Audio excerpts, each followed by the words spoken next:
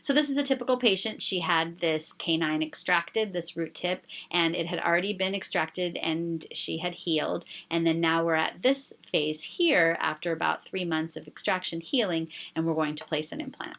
And so she's a young, healthy patient. We did this as a flapless procedure. You can see that there is a very nice ISQ value of 70, no problems in thinking about how to proceed. Now, we certainly could have immediately loaded this patient, but she was not necessarily in a hurry. She was actually part of a study that we were doing where immediate loading was not part of the protocol. But again, just a really nice stepwise procedure, a young, healthy patient, a nicely healed osseointegrated implant.